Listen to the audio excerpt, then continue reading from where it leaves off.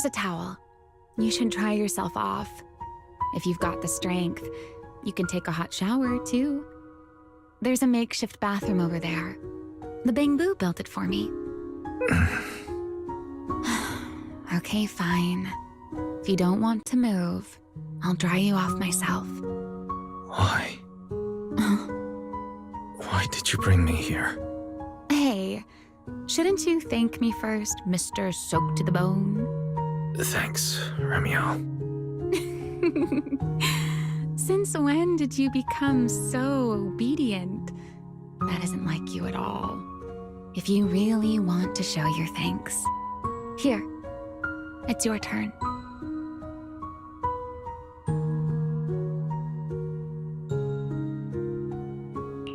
My turn? To do what? Your turn to dry my wings for me, of course. There are spots I can't reach on my own. Hey, what's with that look? I've already dried you off. Now it's your turn to return the favor. All right.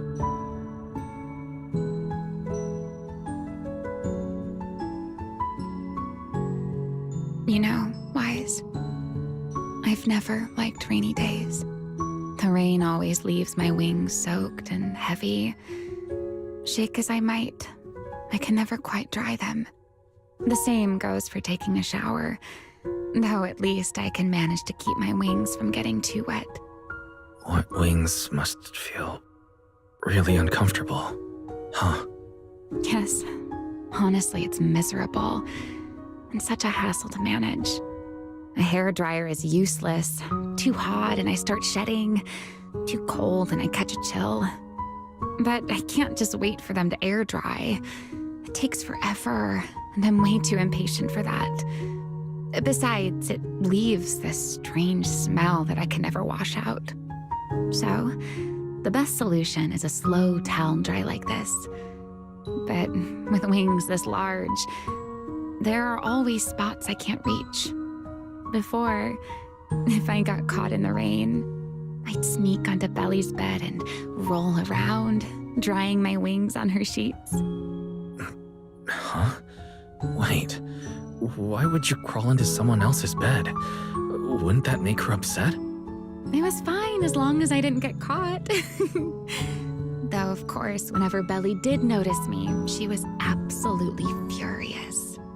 And no matter how angry she was, in the end, she'd always do just what you're doing now. Slowly drying the spots that were still damp. Wise, do you know what New Eridu's records say about what became of Belly and me? I remember something about an operation called the Day of Silence. You and Colonel Vike were involved in an accident, and then both died in the line of duty. Yes, died in the line of duty. Such a noble, dignified phrase. Though, in a sense, it isn't entirely wrong. After all, for us Void Hunters, our first and only duty was to suppress the Karma Core inside our weapons. The Karma Core inside the Void Hunter's weapons? That's right. Remember the Enchainer I mentioned before? What truly sets them apart from ordinary ethereals is a special core known as a Karma Core, found only within an Enchainer. According to RK, a Karma Core differs from an ordinary ether core. It doesn't form naturally. It is something made directly by the Creator. The Creator made the Karma Cores, a power capable of rewriting the laws within Hollows, and used them as the cores to create the Enchainers of the Great Hollows. That's the gist of it, at least. Back then, after a long and bitter struggle, we finally were able to bring down one of the Enchainers. But the Karma Core itself could not be destroyed. RK and Sunbringer, they wanted to eliminate the threat posed by the Karma Core once and for all, while allowing humanity to harness the power within it. In the end, they found a way to seal the karma core within Porceloy. And from that, they forged the Void Hunter weapons. So, the power inside Void Hunter weapons ultimately comes from the creator? Yes, which is exactly why there are so many side effects. At the time, we were naive enough to believe that if we could truly master that power, humanity might finally overcome the Hollows once and for all. So, when Arche and Sunbringer proposed the plan, we never doubted it for a moment. Lady Sunbringer and Professor Arche's plan? Yes. Project Sunseeker. I'll never forget that accursed name for as long as I live. Simply put, it was an experiment that used vast quantities of porceloy as a medium to partially fuse us Void Hunters with the karma core sealed within our weapons. They fused you with a karma core. Then that would mean... It meant we'd become artificial enchainers. No more enduring the costs of wielding Void Hunter weapons, and perhaps even achieving a stronger form to defend New Eridu. Looking back, I can hardly believe I fell for Arche's lies so easily. So, it was in that experiment when you and Colonel Vike... Yes. Belly and I were the final participants. Or rather, the final test subjects. Looking back, I wonder if Belly already knew the truth behind Arche and Sunbringer's plan. Otherwise, she probably wouldn't have insisted on coming along. She's never been one to enjoy the spotlight. If only I'd realized what she was thinking sooner. Remiel. Arche was extremely meticulous, always laying out careful, detailed plans. So, I can't say if the karma core losing control during the experiment was truly an accident, or if it was his cleverly disguised plan all along. But whatever the truth, it ended with the karma core spiraling out of control and Belly becoming a new enchainer. As for me, I partially fused with the karma core inside Damiel, becoming what I am now. A monster. Half human, half enchainer. Maybe, deep down, I'm just not ready to give up my life so easily. In the final moment, Thaumiel's power of controlling temporal patterns froze me in a state of near suspended animation. I didn't fully awaken from the seal in Persena's Hollow until about a year ago. The power of temporal patterns. Right. Remember my feathers? The ones that continue in place. That's an example. The karma core sealed within Thaumiel holds the power to halt the flow of time. And because I partially fused with the karma core, even without Thaumiel, I can replicate a similar effect on a smaller scale. But that little bit of power isn't nearly enough to take on those 3 Sunbringers. That's why I had to reclaim Thaumiel. Even if it accelerates my path to becoming an enchainer, I still have to...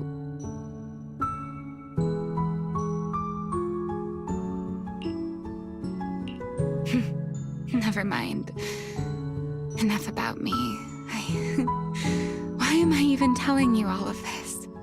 Still, now that I've told you so much...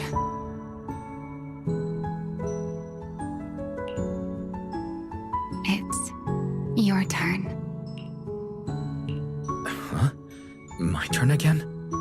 For what exactly? To tell me your story, of course.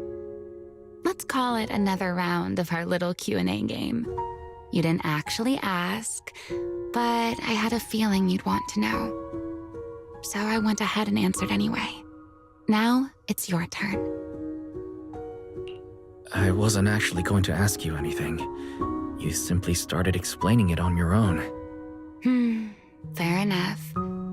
But once you say certain things out loud, they don't weigh on you quite as much anymore. Or perhaps you'd like a little help getting started? Let me think. Serpico and Truvia. They transferred to Helios not long after Belle and I started there. They came from a prominent background. They were the adopted children of Mosient, the head of High Ambitions Corp. They were exceptional students as well, so it didn't take long for them to become some of the Academy's most talked about students. We were all studying under Miss Carroll at the time, and before long, we became close friends. Back then, we all had ambitious plans for the future, understanding the Hollows, perhaps even conquering the 6 Great Hollows. In our teacher's words, we were meant to seize the sun called Helios. Later, the 4 of us who ranked at the top became the only 4 people ever to have smart ocular implants. Then, during a performance test for the implants, I lost control. Serpico. He died because of me. When I finally woke up in the hospital, I learned that Truvia had been taken away by people from High Ambitions Corp the day after the incident. The next time I saw her was during the fall of the old capital. She was with one of High Ambition's rescue teams. To be honest, I never imagined we'd meet again like that. Belle and I were seriously injured, but we still wanted to go back. Back to the ruins of Helios, to save as many people as we could. We begged Truvia for High Ambition's help. We promised we'd guide them through the Hollows, that we'd do whatever it took. But she turned us down without hesitation. I can't really remember what happened after that. But on that day at Helios, no one made it out alive except Belle and me. Then in Roskalifer, I met Truvia again. We talked about the past, but the way she spoke about it felt as though she were talking about someone else's life. I didn't know how to face her. And ever since then, no matter what I do, I can't shake the feeling that I'm being watched. That gaze. I don't know whether it was Truvia's or Serpico's, or... Perhaps it was your own. The you from the past. The one who kept thinking, if only I'd done something sooner. The one who never managed to forgive themselves. Making peace with the past isn't easy. And sometimes, you don't get the chance at all. Yeah, there won't be another chance. Truvia, she was killed by Dracena. By that thing pretending to be Dracena. Something pretending to be Dracena. Wise, what exactly happened before I found you? Will you tell me? I see. So that means Dracena, the youngest of the Sunbringers, had already... No. Judging from the timeline and the outcome, perhaps not yet.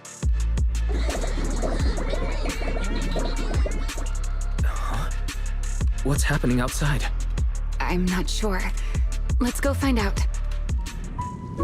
Forgive me, but I cannot obey. Is that secret?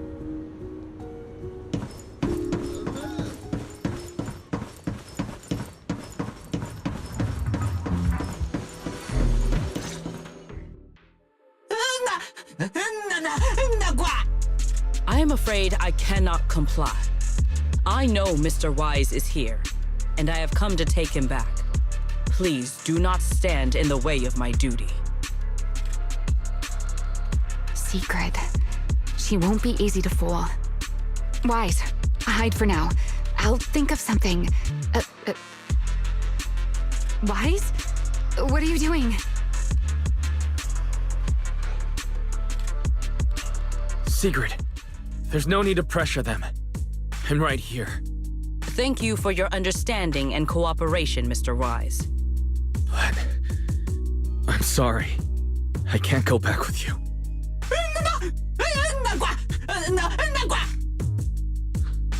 Well, since Wise has already stepped out into the open, I suppose there's little point in my remaining hidden. This would be our first proper face-to-face meeting, would it not, Deputy Director of Airspace Patrol? Remiel. Now that is an unexpected development. Mr. Wise, Lady Dracaena has ordered a search for you. But our only aim is to uncover the truth of what happened inside the CCD. So please, come back with me. As for this fugitive wanted for the attempted assassination of Lady Eldrada... Just so we're clear, if you decide to make a move here, you'll be the only one who dies. How can you be so sure before you actually try? I don't mind getting my hands dirty. I am a fugitive after all. Hardly a saint to begin with. But are you really willing to die like this? As a puppet controlled by that monster without ever learning the truth? Then speak plainly. I have no patience for riddles. Very well. You really do take all the fun out of it, don't you? Then I'll tell you outright. The Sunbringer inside the CCD was Gerta Blulu in disguise. What did you say? Huh? I expected that reaction from Sigrid, but you too, Wise? I thought you'd figured it out already. That's quite a leap. I know that definitely wasn't Lady Dracaena, but... Gerta Blulu? How is that even possible? That is quite a story you've come up with, Remiel. Oh? I was expecting something more along the lines of, "How dare you slander Lady Dracaena," followed by you charging straight at me with your spear. I was quite prepared for that. Or could it be you've suspected all along that the Sunbringer at the CCD might not be the real one? What makes you so certain that it was Gerta Blulu? Intuition, perhaps? Of course, there was also my trust in Wise, and a little reasoning. According to Wise's account, they followed the trail of singularity leakage through the energy hub, yet somehow ended up in Draceena's office. Then the false Dracaena showed up, sent Billy and Cecilia away, began mutating into an ethereal, and attempted to silence Wise for good. That's when Truvia arrived. She saw through the imposter's disguise too, and became her first target. After that, Sigrid, Dracaena ordered you to bring Wise back to the CCD and uncover the truth. Have I got that right? Yeah. Sigrid, I understand why you'd find it hard to believe, but this is what I saw with my own eyes. I did receive orders from Lady Dracaena. But what does that prove? Let's put it this way, Sigrid. Before you arrived, based solely on Wise's description, I assumed Lady Draceena's karma core had gone out of control and turned her into an enchainer. But from what we've seen before, if that were the case, there is no way she could have retained her human consciousness, much less continued issuing orders to you. With that possibility ruled out, and considering Wise's discovery of the singularity leakages, along with the recent appearance of multiple enchainer larvae, it is entirely possible that either Gerta Blulu or Bashmu entered the CCD through the singularity leakage, and, through the karma core, became partially fused with Dracaena. How could that even be possible? It seems you have at least a basic understanding of enchainers and karma cores. Good. That saves me a fair bit of explanation. I can't say how Sunbringer managed it, but the most likely explanation is that she divided her karma core into 3 parts and entrusted them to the 3 ladies we see today. That would also explain why Gertablulu and Bashmu appeared at roughly the same time. Then again, there may be a 3rd enchainer larva out there that we simply haven't discovered yet. As for why I don't think it was Bashmu, well, that's the easy part. Bashmu is enormous. Had it appeared in Buastrum, it couldn't possibly have gone unnoticed.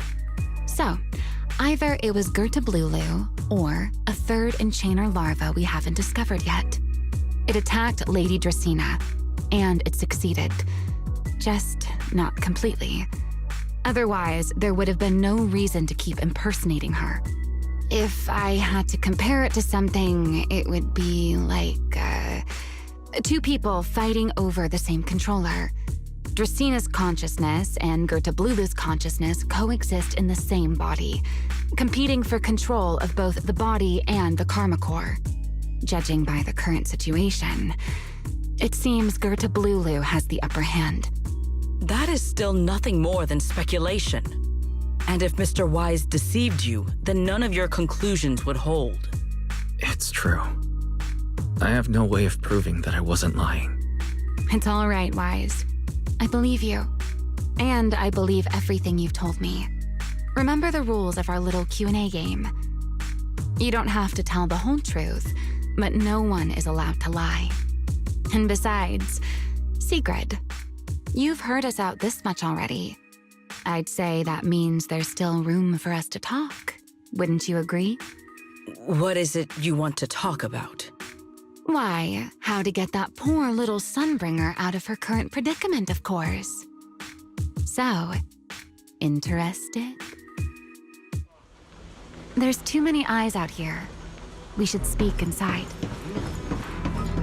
The Retroflux Zone. I never would have thought you would be hiding here. I never expected the Airspace Patrol surveillance network to have such a glaring blind spot. Would you call it that? Before all this, I wouldn't have believed anyone would willingly live in the sewers with a whole colony of Bangbu either. I was pretty shocked when I first got here too. All right, let's save the small talk for later. Let's discuss how we're going to deal with Gertablulu. Or rather, what to do about Dracena. First of all, the enemy has already taken control of the CCD. That effectively gives it access to Roskalefer's communications network as well. In other words, we can't communicate with anyone through electronic means right now. If we do, it'll notice us almost immediately. Lady Dracena did give orders to keep a close watch on any unusual communication signals within the island. See? The enemy is already starting to show the cloven hoof. No offense to horse tyrants, of course. Go on. Dealing with it wouldn't actually be difficult. The real problem is how to do it quietly. Even I can't be sure I could bring it down in a single strike. None of us knows how deeply it has fused with the Karma Core. If we act rashly, worst case, everyone in Roskalefer ends up witnessing Lady Dracena turn into an ethereal. And by then, even if we manage to save Dracena, to Roskalefer, all we've really done is save a monster that could turn into an ethereal at any moment. I never thought you cared about Roskalefer's order and stability. Why wouldn't I? This is the utopia my friend built with her own hands.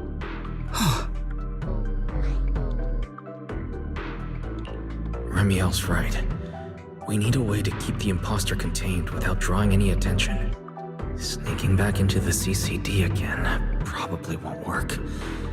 Even if Sigrid helped us and cleared out all the guards, the imposter would notice the moment she did anything out of the ordinary. Unless we could somehow lure the imposter out of the CCD and into somewhere isolated. Somewhere no one would notice. Wait. Remiel, Sigrid, I know how we can deal with the imposter without drawing anyone's attention. Oh? Please, go on. Tomorrow evening, the CCD will be holding a welcoming banquet for the island's guests in its reception hall. Lady Dracaena is scheduled to host it herself, which means she'll have to appear in person. That does sound promising. We could go in as guests instead of forcing our way into the CCD. That would save us a great deal of trouble. But, Mr. Wise, with so many guests around, how do you plan to stay unnoticed? What if a singularity leakage were to appear at the exact moment the imposter makes an appearance? Or rather, a passage formed by multiple singularity leakages. That's how it was transferred to Buastrom in the first place. So naturally, we can use the same method to send it back. And if there are no airspace patrol soldiers near the hollow at the time, then it shouldn't attract any attention, right?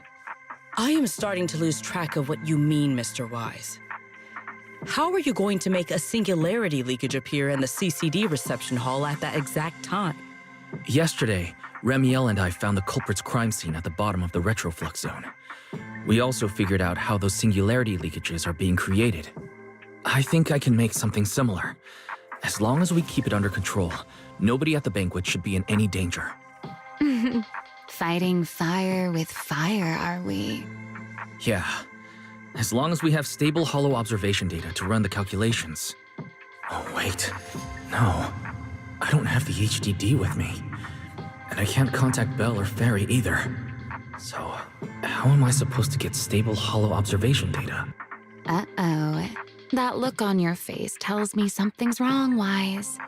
If you are concerned about obtaining stable hollow observation data, while I am not an expert in that field, I should still be able to offer some assistance. There is a derelict area known as Rosewick within the Scommel Hollow. During patrols, we discovered equipment there that is similar to what the CCD uses to process Rosetta data.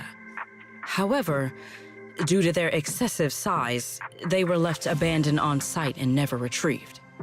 If the equipment is still operational, we should be able to make use of it.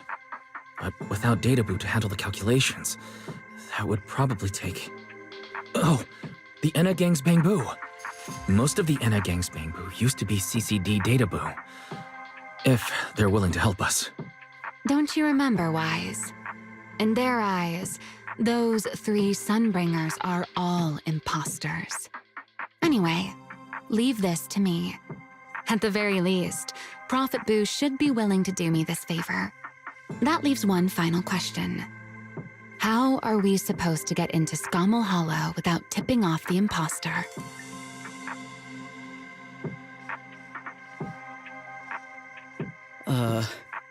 Why are you both suddenly looking at me like that? Oh, nothing. I simply thought a certain airspace patrol deputy director might be able to get us into Scommel Hollow. At first light tomorrow, I will return here and find a way to get you to Rosewick. I can also pretend I never saw you tonight. That is all the assistance I can offer. And if I discover that everything you have told me is false, I will personally answer for tonight's decision, whatever the cost. Before I leave, there is one final matter I would like to confirm with you, Remiel. Mm-hmm. You once attempted to assassinate Lady Eldrada. Why, then, are you going to such lengths to save Lady Dracaena? Because none of them are the Sunbringer I'm looking for. To me, they're no different from this city in the sky. They're all gifts Sunbringer left behind for the world. I simply don't want to stand by and watch the things my friend cherished be destroyed by monsters from who knows where.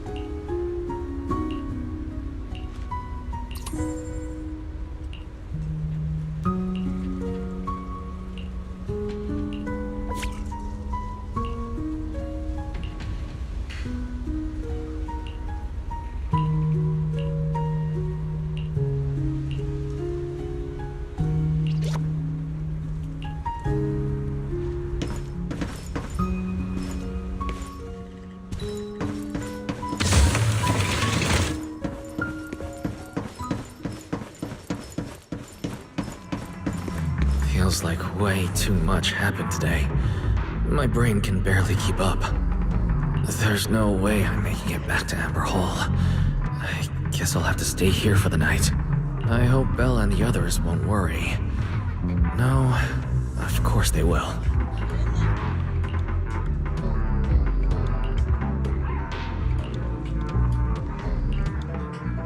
Oh, Sigrid's here so early. I'd better go take a look.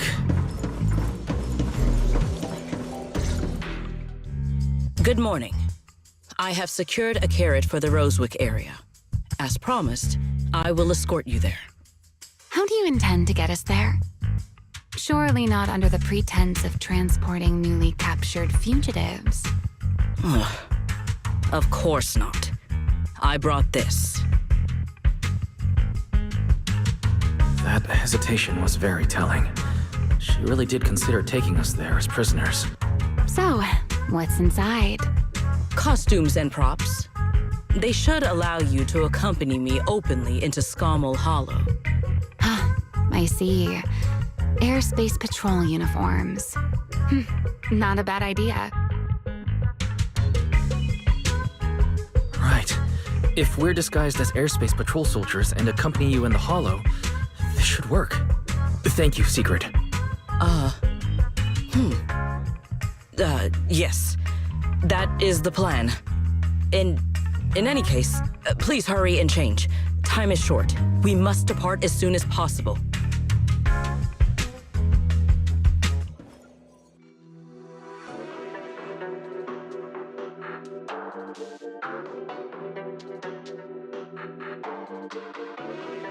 Hey, look! What's that? Wait a second. There are two Mr. Roars?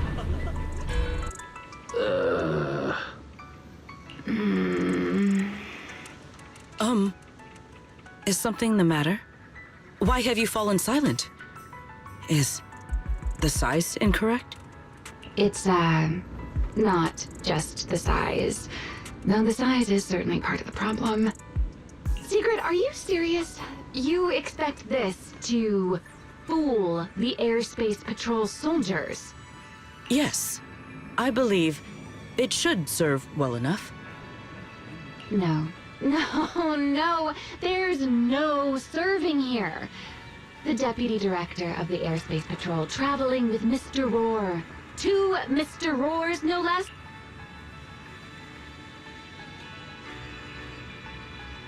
Remiel, calm down. I'm sure Sigrid has her reasons for this.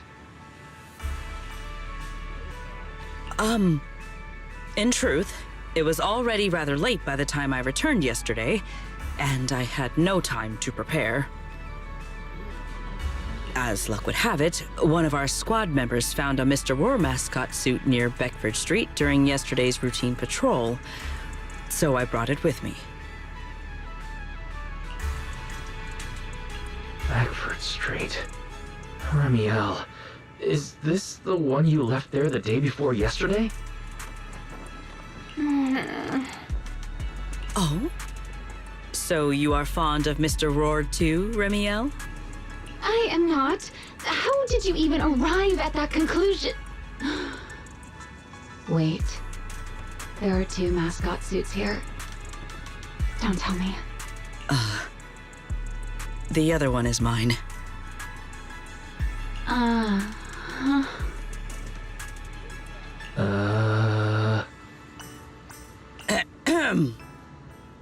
In any case, once we enter the outpost, I ask that you both cooperate and play your parts as Mr. Roar properly. Do not do anything that would reveal your identities. Understood, Deputy Director Sigrid. From now on, we're the Roar twins. Rawr! You seem rather pleased with yourself. Stay in character, Remiel. Every sentence Mr. Roar says must end with "Rawr." Understood, Deputy Director Sigrid. Roar! Very well. Since you are both prepared, let us move out.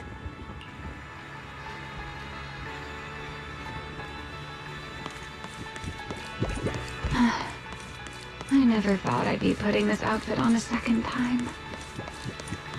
Looked to me like you were enjoying yourself last time. You two, do not forget to add "Rawr" to the end of your sentences.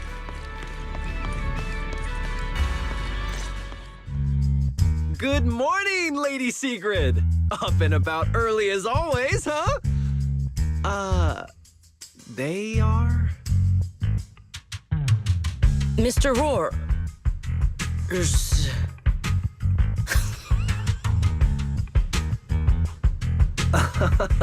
I know it's Mr. Roar, but, why plural? Obviously, Mr. Roar has a twin. Huh. Since when did that become part of his backstory? I've never heard of that before. Did you really think Rose Caliver's massive pancake demand could be handled by a single Mr. Roar?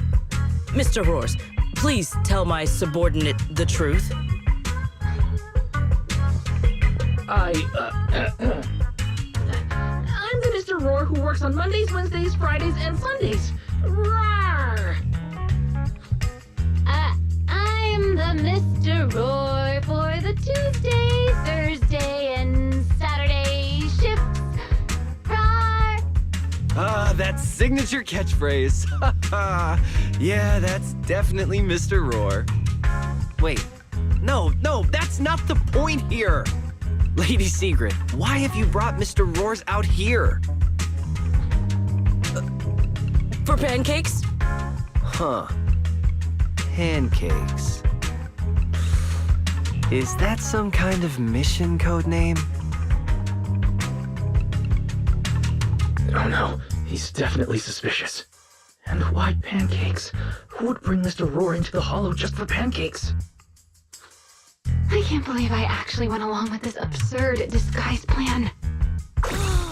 I get it now, Lady Sigrid! Huh? The pancake ingredients were lost in the Hollow, weren't they?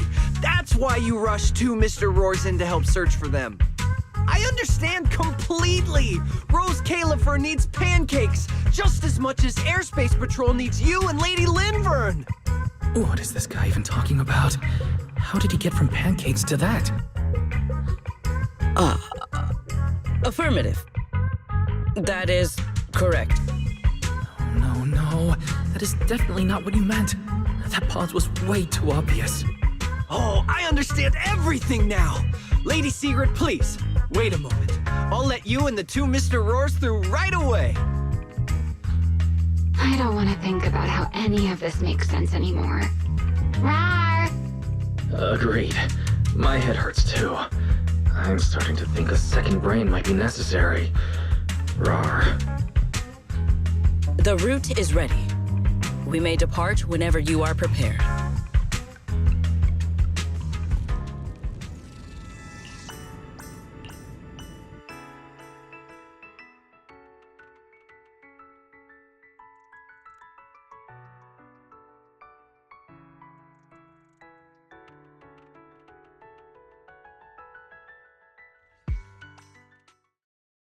All right. From here on, there is no need to worry about being spotted by my subordinates. There are no scheduled patrols in Rosewick today. What are you two doing?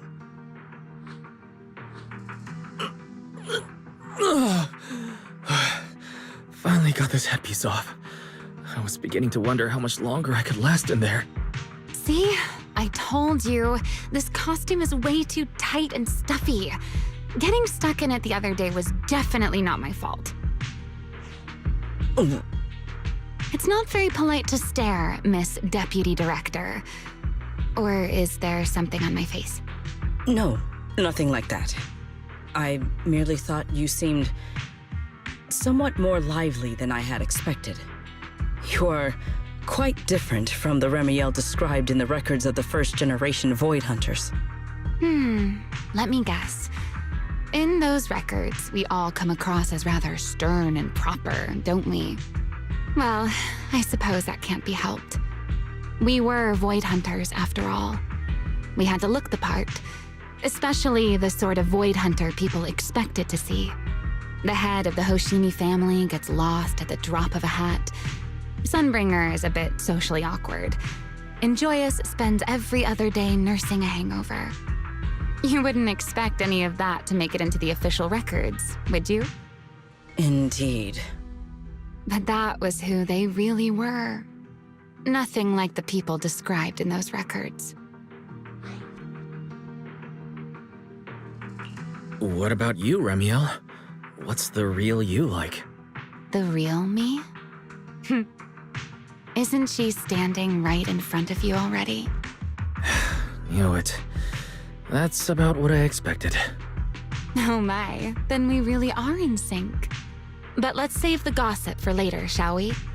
Don't forget why we came here. Yes. The central district of Rosewick is just ahead. The device we are looking for should be there. Okay, let's keep moving.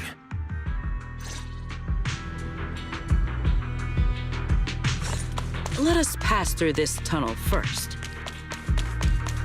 Rosewick should be just ahead. So this is Rosewick. What a spectacle. Rosewick. I never imagined this place would end up like this. Huh? You've been here before? Yes. Back when there was still only one Sunbringer, over 100 years ago.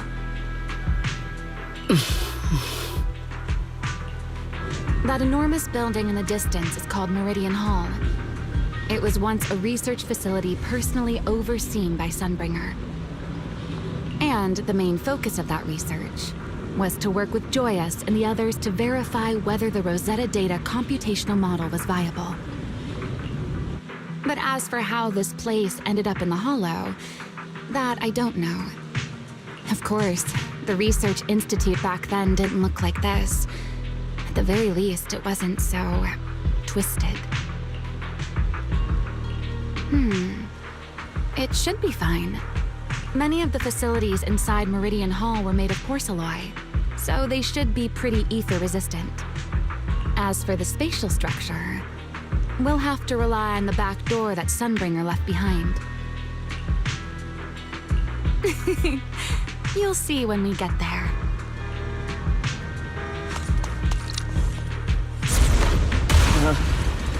Mr. Wise? Did you ride along the tracks like this last time as well? Sorry, Secret. The first... What is that glowing over there? Well now, I never expected it would still be right where I... Looks like the nearby ethereals spotted us. They are starting to gather. Call me anytime you need my help. Attack! There's no need. This is barely even a warm-up. An ambush! Yeah! Stay there. Wield the blade with me! Blade is unbound!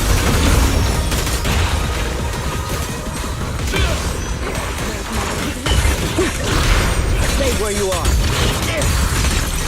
All my strength. In one strike! What am I gonna do?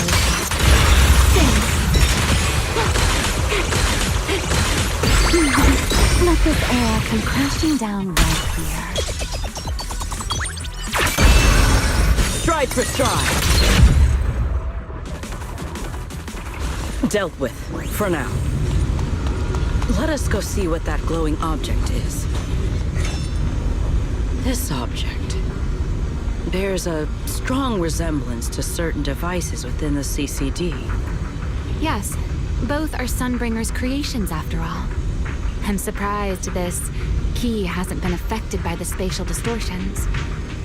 It remains intact. Guess we're pretty lucky. It's the key to Meridian Hall, the back door that Sunbringer left. This is a key, you say? But where is the door? For that, I'm afraid you'll have to ask Sunbringer herself.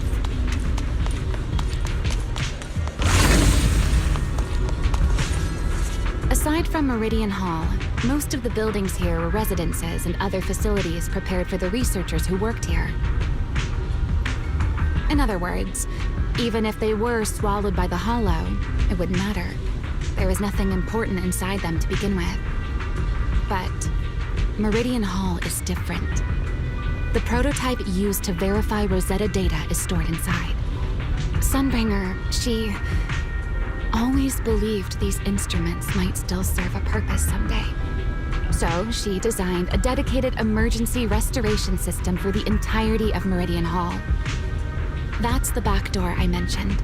Once activated, it will rapidly restore the space both inside and outside to the default state recorded when the device was configured, allowing people to enter and leave. Hold your horses there, my impatient friend. Let me finish first. There's actually two parts to this key, and we need both to enter.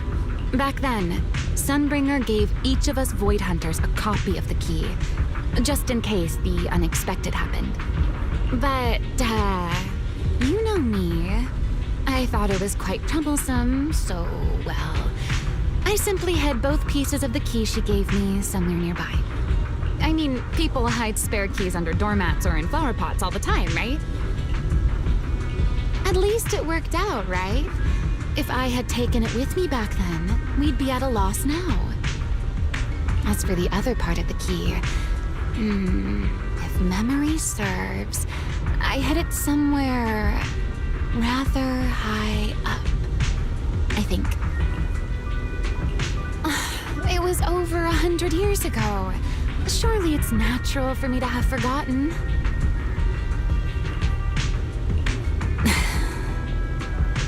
You sure are sharp. But careful there, Detective Wise. Or someone may just turn you into a static background asset with all RGB values set to 255. You two, let us cut the chatter. Since this part is still here, it stands to reason that the nearby spatial structure has not changed too drastically. Let us check the high ground nearby first. Perhaps we will find other clues. Okay, but before that, let's put this part of the key into the device.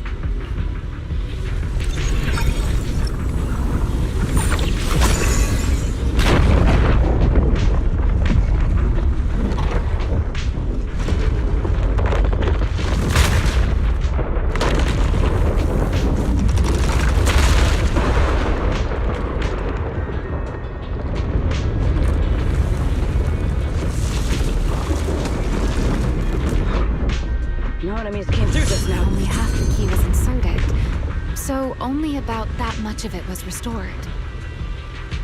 This way. It seems there is a path leading higher up. Right. Let's take a look.